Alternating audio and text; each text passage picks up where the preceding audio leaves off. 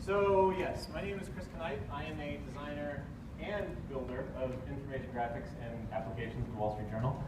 And I'm here to talk to you about multitasking and why you're terrible at it. Programming's hard, right? Requires a lot of us. Requires a lot of critical thinking. Requires a lot of keeping track of variable names, function names, data structures, data accessors.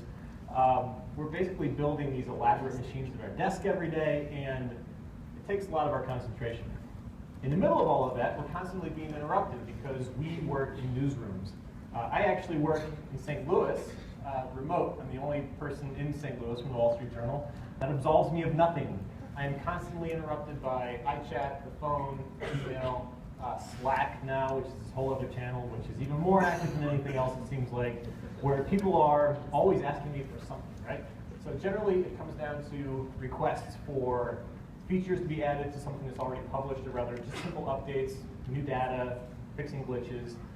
There's the things that are down the line, projects that are in the planning stage, meetings, talking about who's going to work on what, weighing in on designs for other people's projects, and of course, the only thing that I want to be doing, which is the project that I'm working on at the time.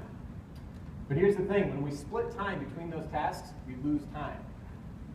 There's a great chart from a book called Quality Software Management by this guy, Gerald Weinberg. This chart, I saw it in a different context and went out and bought this book. It's actually great. What it shows is wonderful. This idea that if you're working on one project at one time, you have 100% of your time available for that one project. But if you have two projects in front of you and they're equal priority, you're splitting your time between those two, you're going to lose up to 20% of your time in transition between those two projects. The higher you go, the more tasks you have, the worse this gets. To the point that if you're working on 5 things at one time, it's a disaster. You're not getting anything done. You're spending all of your time switching between tasks, and the work you are doing suffers. There's actually a lot of science behind this, a lot of research. In 2009, there was a study at Stanford which looked at people who considered themselves to be multitaskers, people who in their jobs switch between tasks a lot, and compared them to people who tend to work on one thing in the course of their days. And what it found was that the high multitaskers were actually worse at it, right? So the people who were doing this in their daily lives, their brains actually suffered. They remembered less, they did worse on critical thinking tests. And it turns out that our attention is a finite resource.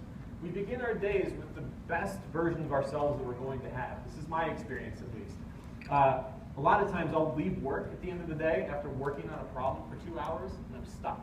And I get to work in the morning, and I can, roadblocks down. I can figure it out right away as soon as I sit down.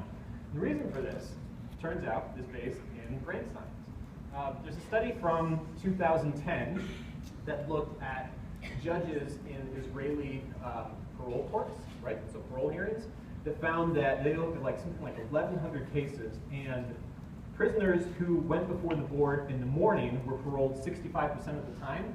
Prisoners who appeared before the board at the end of the day received parole less than 10% of the time, right? So what's happening there?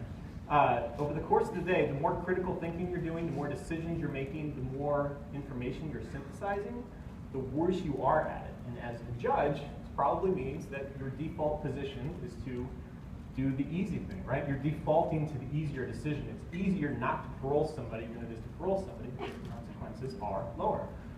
How do you fix it? First of all, your time is your time. Protect it. Build walls, right? Turn off your email, turn off your phone. If you get to work in the morning and that's the best that you're going to be all day, do this first thing in the morning. Don't open email, don't open the New York Times, don't open Twitter. Do tasks in order. Don't switch between them. If you have 3 tasks to do the first one, the second one, and the third one. Finally, don't be like me, because I'm actually terrible at this.